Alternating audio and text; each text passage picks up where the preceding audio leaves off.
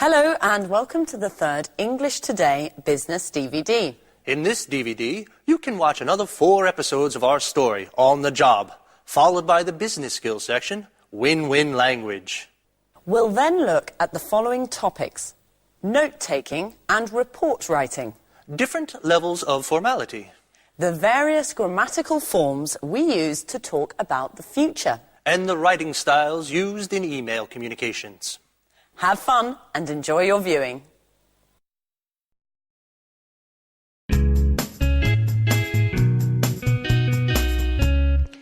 I've called you in today to bring you up to speed on our new cookbook series. Anne's going to take notes, from which we'll then develop a detailed outline of the work in progress, and then set the deadlines. So Gary, which authors have we contacted? We've got in touch with Jones, Bradford, Smith, Fox, and Grant. Unfortunately, we haven't been able to contact Tchaikovsky. I think he's abroad at the moment. What? Sorry. Could you spell that for me, please, Gary? Certainly. Chakoswski.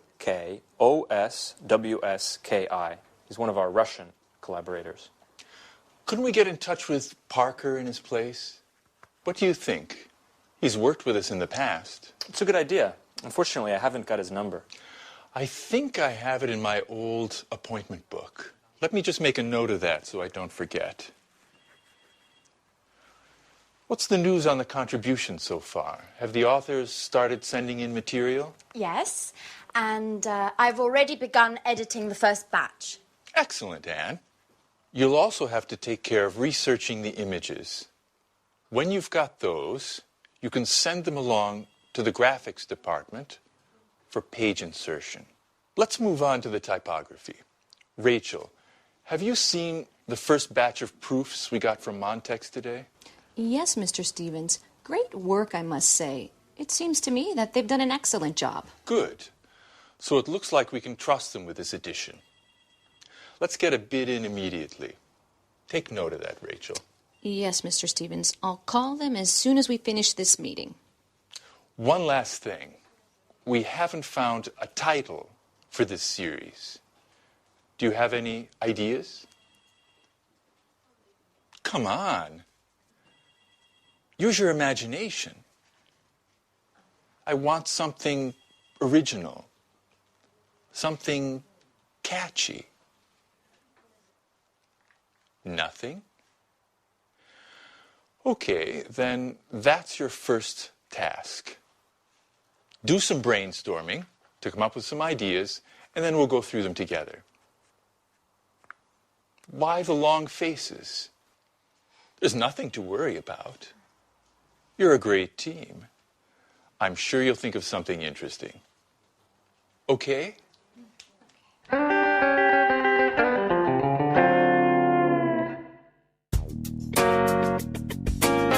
The purpose of today's meeting is to discuss the Smarty marketing campaign.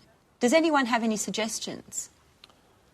Before we move forward with the planning, I think we need to take into consideration a number of aspects of the campaign. I'm referring to the concept, the objectives, the targets, and the type of media we need to employ. Good observation, Mr. Chang. Getting our ideas clear before we move on to the direction and score of our marketing drive is an excellent idea. What do you think, Paul? I'm in complete agreement with you. First, we need to set our objectives for this campaign. We need to decide upon our focal points in terms of brand communication. Could you explain what you've written on the board there? That'll help us understand where you're going with this. Brand awareness rising will help potential clients become familiar with our products and the marketplace we're targeting. In our case, this type of campaign will serve to improve the image of Spectre in the Chinese market. But what about focusing the campaign on the product itself? A product campaign is generally much more focused and serves to meet different objectives Above all, it can help communicate the unique characteristic of the product to help it stand out in its marketplace. Of course, this can eventually bring positive results to the entire line of products. And in your opinion, what type of campaign best suits our needs? Well, considering that the Chinese market is new for us, I'd choose a campaign focusing on brand awareness with a simple but effective message, such as our company provides sporting goods with a high-tech edge, and then follow up with a successive campaign focusing on the smartie. Are there any comments on Paul's proposal? I'm in complete agreement with him. Great. Would you like to add anything, Paul? Not for the moment. Well, if there are no objections, I'd like to move forward on this. Our next step is to contact a marketing agency. Could you take care of that, Paul? Certainly, Victoria. Well, if there's nothing else, I really need to get going. Oh, my goodness, look at the time. You're always busy, aren't you, Mrs. Lee? I think you work too much. Well, actually, I need to go to my son's school play. I promised him that I wouldn't miss it for anything in the world. Well, then get a move on. Children always come before business. What are we doing now? Let's go for lunch.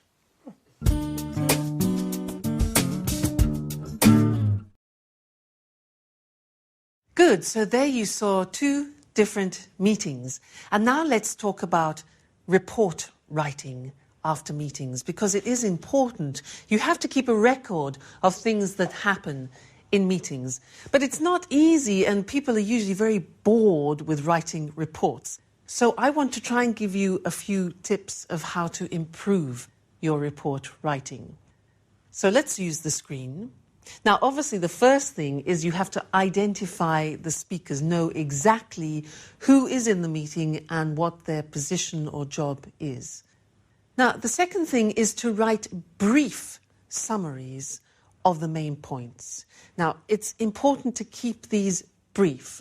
For example, Victoria's meeting. Let's think about that. Can you remember the content of that meeting? Well, we could say that the main points were, number one, brainstorming on the Smartie marketing campaign. That was the general activity at the beginning. So the first thing was brainstorming on the Smartie marketing campaign. Then the next important thing was setting objectives for the future steps. The third thing they talked about was the brand awareness of the campaign for China. That's the third most important thing. And then after, the future plan was contacting the marketing agency. So from that meeting, there were 4 main points to be recorded. Now, try to remember to keep your notes concise so that people can read them quickly. You don't want to have to read pages and pages of reports. There's no time, all right? Keep it concise. Then try to highlight, and this is very important, highlight the decisions made and the conclusions, because that's more important than saying what has been said. We want to know the conclusions, we want to know the decisions taken. And another important thing, probably the most important thing, is the action that is going to have to be taken in the future. So what are the actions to be taken, all right? Then, immediately after the meeting, try and write up your notes as soon as possible, because otherwise you tend to forget, all right? So as soon as possible. Fantastic. Now, how do we organize the report? What's the layout like? Well, it's really quite simple. You have an introduction where you state the relevant old business and also the new business. So that could be your introduction. Then in the main part, you specify the main discussion points of the meeting, as we mentioned before. And then in the conclusion, in the summary, you talk about the decisions and about the actions. So that would be an efficient report, not too long, the most important decisions, the most important conclusions and actions for the future. All right? Now, often in reports, we abbreviate language to make, again, the report shorter. And I want to look at some of those common abbreviations with you now. Look at the screen. E.g. means, for example. I.e. means that is. E.t.c., very common, is etc. C.f. C.f means compare. C or CA means about or approximately. NB means note, take note of this. Approximately. DEPT is department. X, which is EXCL, means excluding. IMP dot is important. INCL means including. LTD is limited, often to describe companies. NO is number. P or PP is page or pages. Probs, P-O-R-B-S, probs, problems. RE, with reference to or concerning. REF is reference, just reference. V dot is very, and S/T is something. Now, these are very, very common abbreviations, and you can use them freely in your reports. It shortens the task. All right, so remember, when you're writing reports, keep it short, keep it concise and to the point. Concentrate on the decisions taken, the conclusions, and the plans for future actions. All right? Well, thank you very much, and we'll meet again in the next lesson. Bye. Hello and welcome back to Business Talk. Our topic for the next two programs is win-win language, the language that allows all parties of a conversation to feel like winners, whether the conversation is business-related or not. Eric and I will be demonstrating how the use of win-win language in an argument, a negotiation, or even an informal chat can ensure that both speakers involved come away satisfied. Today, we'll be focusing on the language of argument. And next time, we'll look at the language of negotiation and small talk. So, how can we present an argument in the best possible way? Win-win language is the answer. When you make a business proposal or a request, you win your case. And this is the important part. You make the other party feel that they've won too. You both win. Hence the name win-win. Now, listen to Lucy carefully asking for an increase in an advertising budget. Afterwards, we'll consider if we'd accept her request or not. Well, as you know, our new product, Smarty, is not selling as well as expected. I don't think it's possible to solve this problem without spending more on advertising. If you'd accepted my original proposals, things probably wouldn't be so bad. I think the product is good, but if you don't increase my advertising budget, there's no way that Smarty will be successful. I'm asking for an increase of at least 15%. If I'd had this money last year, I could have organised a much more effective campaign. I can't produce great results without the necessary resources. Well, I think we can safely say that that's not what we mean by win-win language. I know I'd be reluctant to agree to a request presented that way. Well, you'd be absolutely right, because I didn't mention any of the benefits of my proposal. I didn't use any facts to support my case, and my attitude was very negative.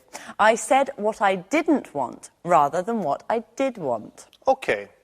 Now, listen to me present the same request. Good morning, everyone. This morning, I'd like to propose an increase in our advertising budget of at least 15%. This may seem a lot, but there are two good reasons why we should agree that this increase is necessary. Let me try to explain as simply as possible. First, our new product, Smarty, as we all know, is vital for the survival of our company. It is therefore essential to give Smarty the very best advertising campaign that we can. What's more, we should do all that we can to ensure that Smarty is not just a success, but a real market leader. The second reason is that with a bigger budget, we'll be able to create the sort of market image that our company needs if we are to survive in a world of global competition. Let's try to imagine a campaign where we can really enter the minds of ordinary people. Let's suppose, for example, that we invest in a series of full-page color ads in the 3 major weeklies of the largest countries where we sell Smarty. Imagine the positive impact this will have on the sales of all our products. And I'm sure you'll agree that it's most definitely worth a try. That's what I call win-win language. Well organized, emphasizing a team spirit and the benefits of the proposal. Well, yes, I'm sure we'll all agree that my chances of getting that budget increase are definitely higher than yours.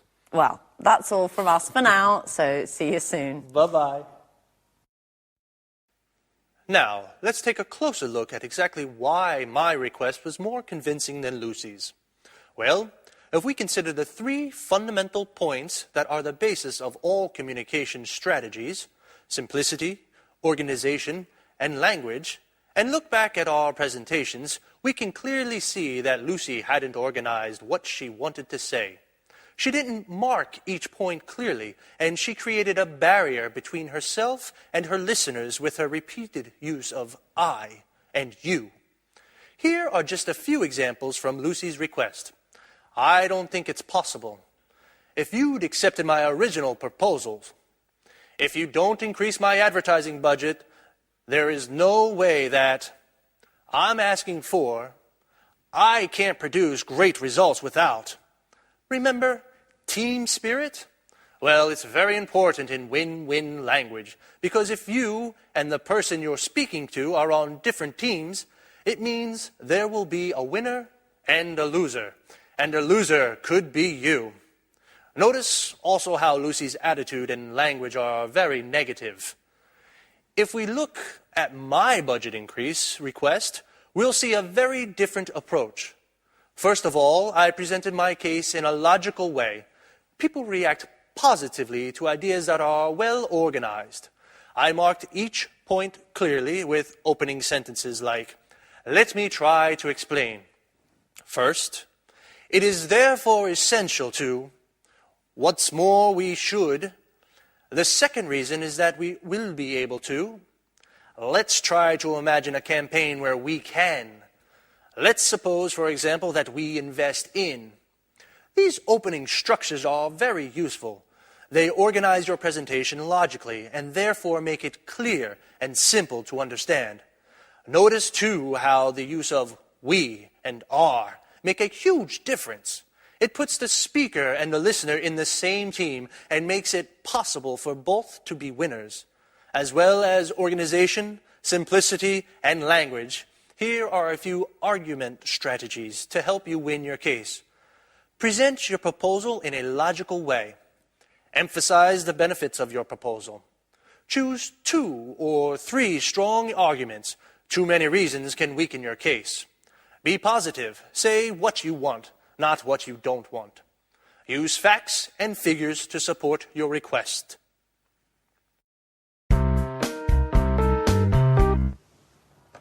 Mr. Chang, can you hear clearly? Yes, I can. Go ahead. Okay, then let's begin. So, Paul, how's the marketing campaign coming along? We're putting together a complex communication strategy that's going to leverage different channels, from TV spots and radio jingles to magazine runs and banner advertising on the internet. The internet. Are you sure that'll bring about results? Absolutely, Victoria. The internet has enormous potential. Web marketing is direct and allows for niche advertising that builds better rapport with our clients. Isn't that right, Mr. Chang? Yes, even if it's true that not all Chinese families have a broadband connection like you do here in the West. The internet is still very popular in China, especially with the young. Internet cafes of all sorts are opening across the country. And according to the Chinese Information Technology Ministry, the number of avid internet users has already reached 120 million. Wow, I had no idea there was such a boom in information technology. Oh, yes. Technology has become the determining factor in the economic and cultural development of the contemporary Chinese society. Above all, it's young adults who are influenced by these new communication media. 60% of web servers in China are between the ages of 18 and 26. Words such as forum, blog, email, and chat have become part of their everyday speech. I think we need to focus our efforts in this arena to successfully market our products.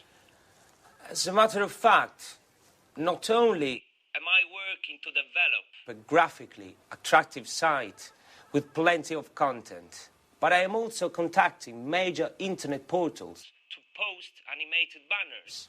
I am also looking into other means of reaching a much more clearly defined niche by target advertising through news groups, mailing lists, chat rooms and forums. I'm even thinking of launching a viral marketing campaign. A viral what? Sounds like a disease to me. Viral marketing is a marketing strategy that induces users of certain internet sites to promote products to other surfers, like a virus. In this way, exponential visibility of our message is possible. It's like a word of mouth on steroids. If we succeed, it's a low-cost communication strategy that has an extremely attractive growth potential that's hard to calculate. Pure genius. I must say, Paul, you're the tops when it comes to technology. Well, considering I spend so much time chatting... Don't tell me that you prefer friends made in virtual space. Well, to be truthful, I found my fiancée on the internet.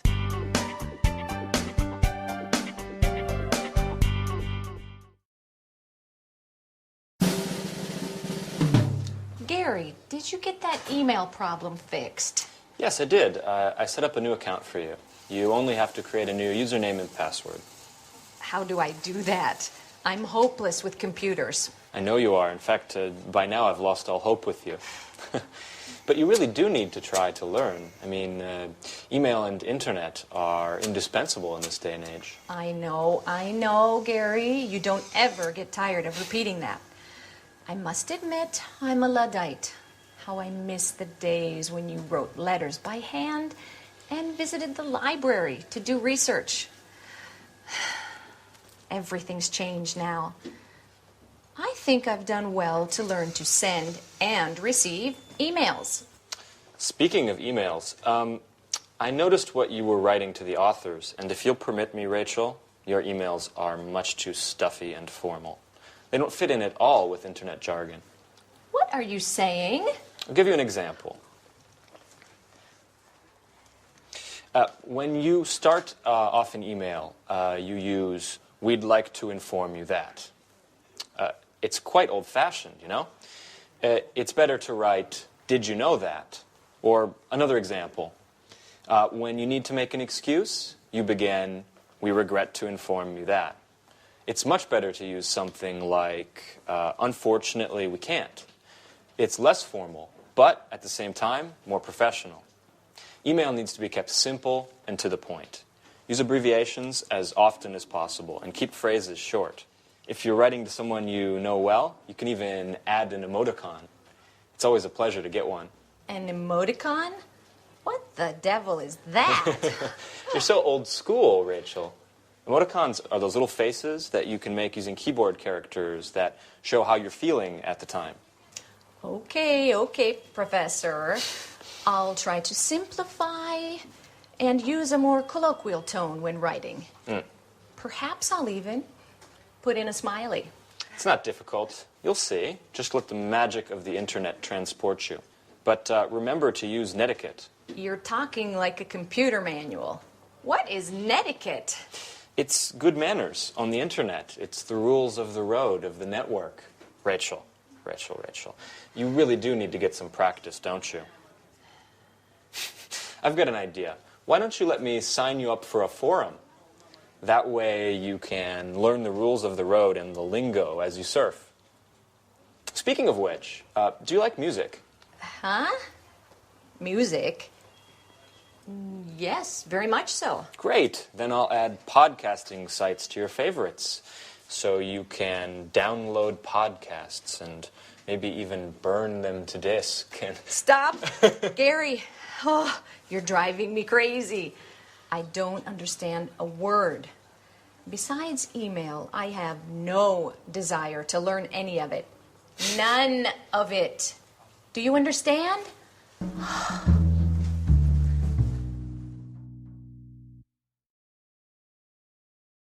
Good.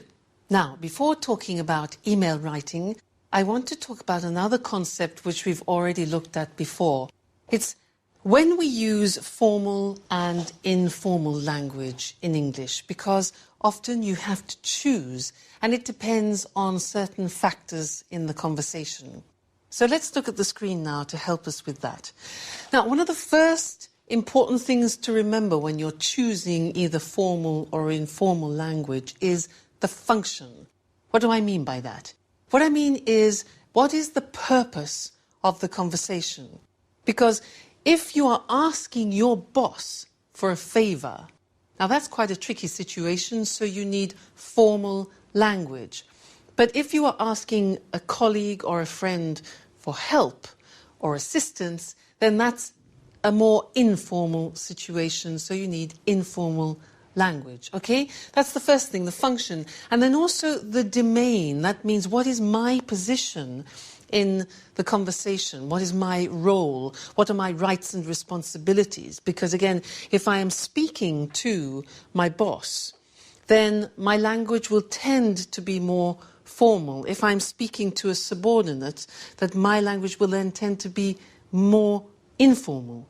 All right, but let's look at some examples for you to understand better. Now, the first one is, look at this. Excuse me, do you think it would be possible for me to have a day off next week? Now, do you think it would be possible? That is obviously high register formal language. And the situation is a subordinate asking their boss, do you think it would be possible? The next example is, Tom, could you give me a hand? Now, you can see could you, it's less elaborate language, it's informal, it's probably a situation between two colleagues, so that's informal. What about the next one? Peter, hurry up with that report. That's interesting because hurry up is an imperative, it's asking for specific action, so in this case it's probably a boss talking to his or her subordinate. Okay? So formal, informal. And in the second scene, where there was Gary and Rachel, Gary was trying to make Rachel use less formal language. And in fact, the examples were these. She wrote initially, we'd like to inform you that. Now that's very formal in English. He suggested this. He said, no, use informal, say this. Did you know that? Look at the difference. We'd like to inform you that, or did you know that? The other example that he drew to our attention was, she said, I regret to inform you that. Regret is a very formal verb. I regret to inform you that. He said, no, use unfortunately. Unfortunately, we can't. So that's very interesting, and we will look at that more closely in another lesson to help you when you're in the process of writing emails. But one more important thing, when you're dictating email addresses, you need to know how to say the punctuation of emails. So let's look at that list now together. The first one, underscore, dash or hyphen. Next, colon, semicolon, full stop, dots, comma, apostrophe, slash, double slash, at, brackets, speech marks, question mark, and exclamation mark. All right, so learn those and practice them. They're very important from when you're giving or you're taking email addresses. Good. That's all about emails for now, but we'll come back to it in another lesson. Okay? Bye.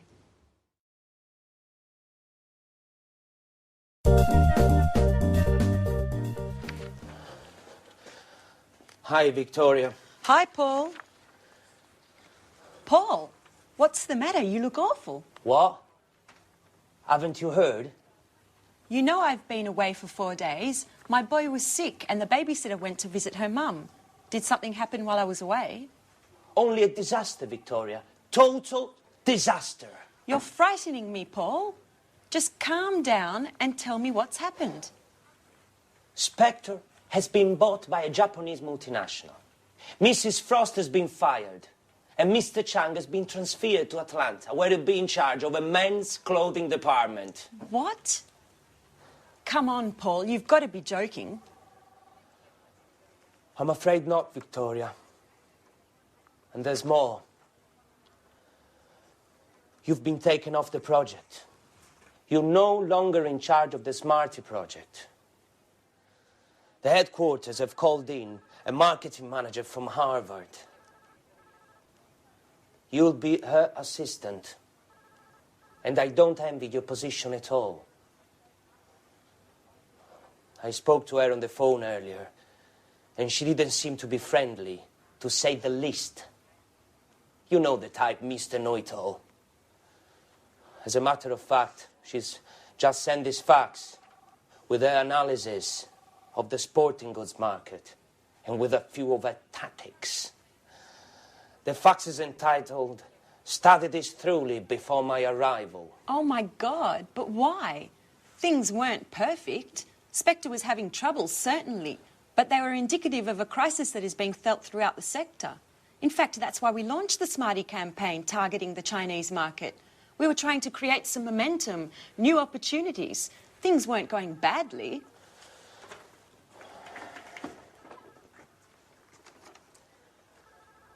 To start with, no. But then, the current negative trends were felt in this area as well. Low salaries were eroding consumer confidence, forcing us to raise prices to keep profits up. Add to that, the competition that literally beat us over the head. It's very difficult to compete in a market where raw materials and labor costs are so low. The final result was an excellent, high-quality product that was priced out of the market, which prevented us from competing. I know, but we were creating a niche market for ourselves. Yes, but the revenues were too marginal. In any case, we'll get the details at the meeting this afternoon. Mrs. Frost and Mr. Chang will be there. And possibly even our new boss, Helen Collins. Speaking of which, here is her outline. Make sure you study it well.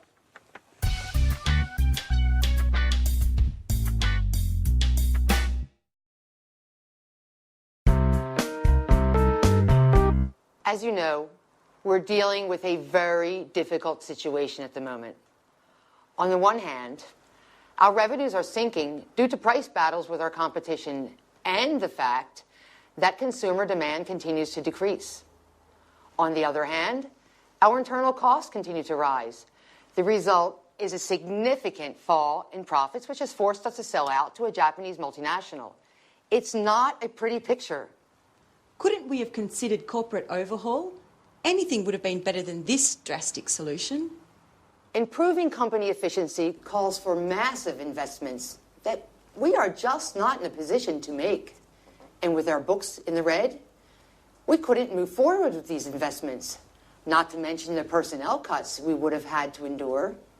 Believe me, Mrs. Lee, before we went ahead with the sales of Spectre to the Makiko Group, we took a number of other solutions into consideration. Unfortunately, none of these provided the answer. And what about the Makiko Group? How do they intend to resolve this current crisis? Makiko has already reorganized a number of firms in the past and therefore possesses the appropriate know-how. I do know that they plan to put a major restructuring of the company into action, from A to Z, corporate workflow and bookkeeping, management, sales and logistics, to name a few. Above and beyond that, they intend to introduce new direct marketing techniques to improve consumer satisfaction and improve corporate visibility in the marketplace. And how? What is the winning strategy? I don't know exactly, but I believe they want to create incentives through promotional strategies. They intend to participate in the largest trade fairs in the sector, open a franchising chain of brand name shops, as well as factory outlets for wholesale. And what do they intend to do with the Smarty campaign? I think, Mrs. Lee, you've already been informed that you will no longer be in charge of that campaign. From that point on, you will be working with Mrs. Collins. Collins is a marketing manager that headquarters has chosen to send here to take charge of the Smarty account as well as other products.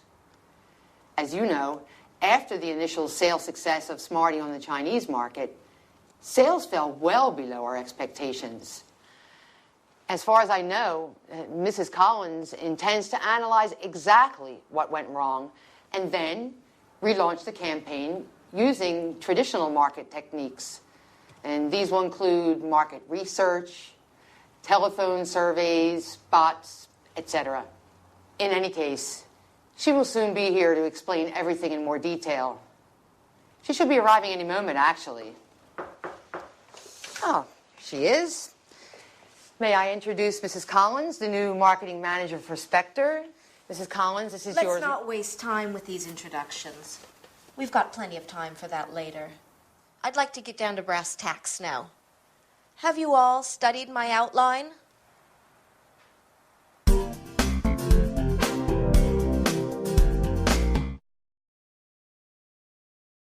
Well, that was pretty dramatic news, wasn't it? Big changes for the future. And in fact, that's what I want to look at right now with you, the future, and the different ways of expressing the future. Let's call on the screen to help us do that. Now, a lot of people think that in English, to describe the future, we use will. Well, that's true up to a point. But there are many other ways of expressing the future, depending on the type of possibility in the future that you want to talk about. So let's look at the examples. If you think that something could happen 40%, the possibility is 40%, you wouldn't use will. You would use these verbs. You could say, for example, this could, this may, or this might happen.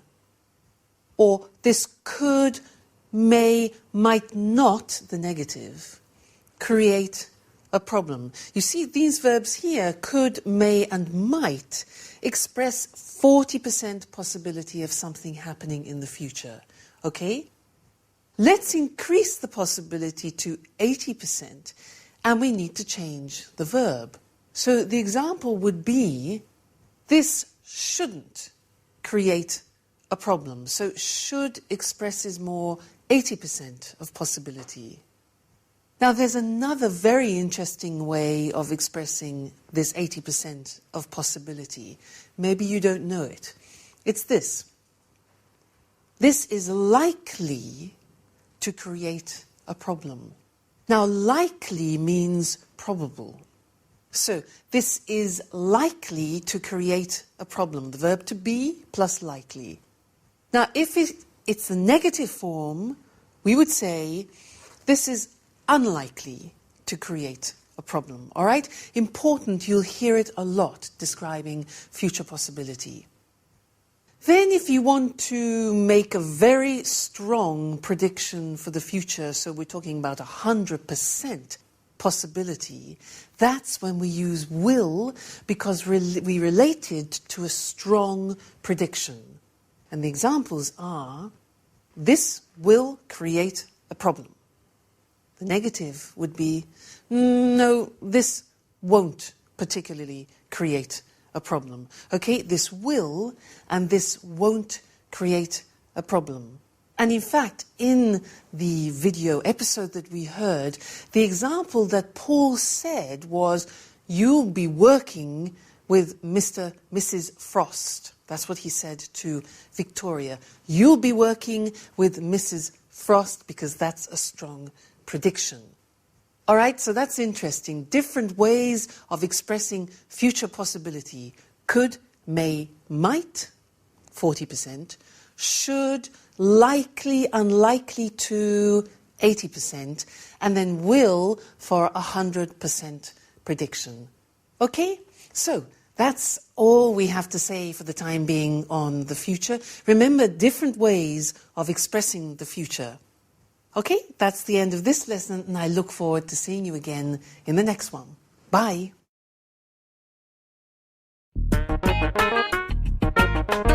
Okay, sweetheart.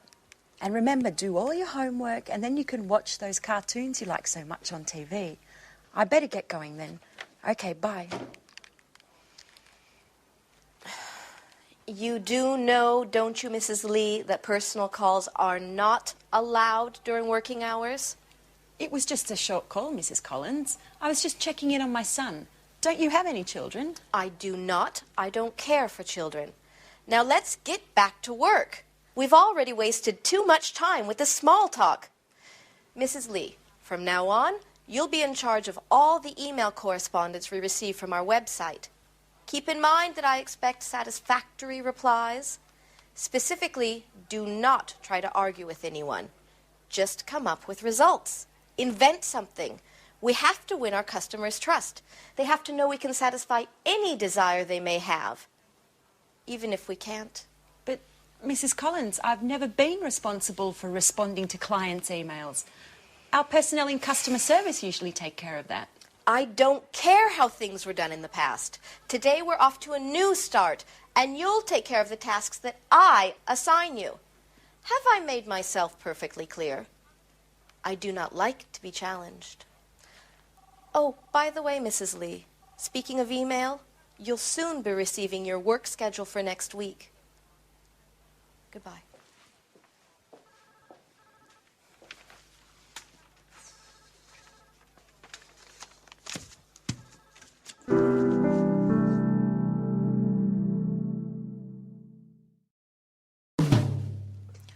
So, this client who just purchased a pair of outdoor shoes would like to receive a Spectre catalogue. Dear client, first of all, congratulations on your purchase. In exchange, would it be possible for you to spend 5 minutes at our company website completing a customer satisfaction survey? Please do not hesitate to contact us with any questions you may have concerning our product. Yours sincerely. I think that works. Who would have ever thought I'd end up doing a job like this?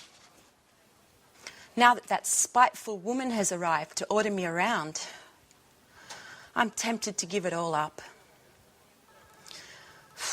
I wish I had a more creative position. Writing, now that's my true passion in life. An email from Mrs. Collins. Mrs. Lee, attached you will find your work schedule for next week. Don't forget to keep this in mind at all times. I do not want any more time wasting. She manages to be a royal pain even when writing an email. I don't think I'm going to hold up for much longer. Another email? What the hell does she want this time? No, it's from Mr. Chang. Dear Victoria, before leaving, I wanted to send my regards. I'm truly sorry that things have gone so terribly wrong. We worked very well together, and I highly appreciate the mutual respect we had for one another. I know that between you and Mrs. Collins there's no loss of love.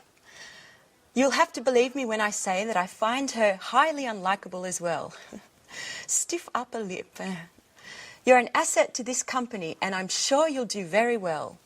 It's been a great pleasure knowing you, and please keep in touch.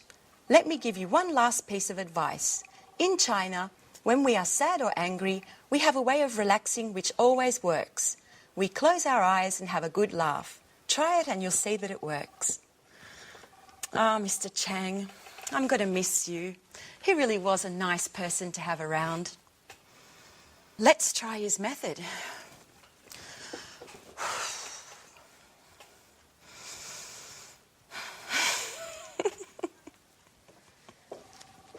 Mrs. Lee, what are you doing? Is this how you work?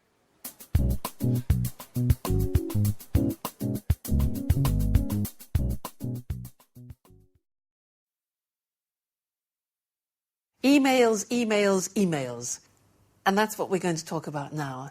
Because when you're writing emails, you need the flexibility to be able to move from a formal style of writing to an informal style of writing. Because if you're writing, for example, to new customers, new contacts, to your superiors, where there's a distant relationship, then you need to use formal language. If you're talking to colleagues and friends, with people with whom you have a well-established relationship, then you can use informal language. But you need to be able to move from one to the other with ease. And it's not so simple. So I'd like to give you some examples of differences between formal and informal expressions that we very often use in emails. Let's look at the screen to help us with this. Now, look at this example here. Very often we might begin an email in a formal way with this phrase. Further to your email of the 7th of July. Notice, further to your email. Now that's formal. How would we say that informally?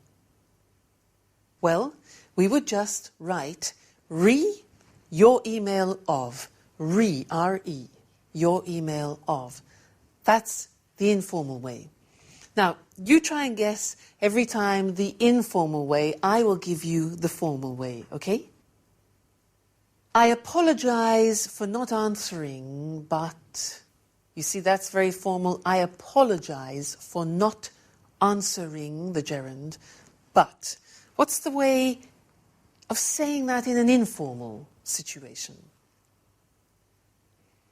Yeah, you could say just simply, sorry I didn't answer, but. All right? Sorry I didn't answer, but. Next one. I'm writing with regard to the invoice of blah, blah, blah. I'm writing with regard to. How can you make that informal? Okay, we could say something like just a note about invoice 7, for example. Just a note about. That's informal. Next one. I'm delighted to tell you that we won, for example, the business. I'm delighted to tell you is formal. Informal? You could say just simply, good news. We won the contract. All right? Good news. Next one.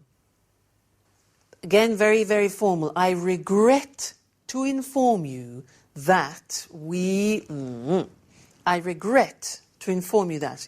That's a formal verb, regret. What can you say informally? Just simply, unfortunately. Unfortunately, we lost the business. Okay, so you can see the difference. Very often the informal is much shorter and more concise and more familiar, obviously. Next one. Please find attached. Now that's when you're sending documents. The formal way usually is, please find attached documents, blah, blah, blah, blah, blah. Informally, yes, you could say, I've attached the following documents, blah, blah, blah, blah, blah. All right, next one.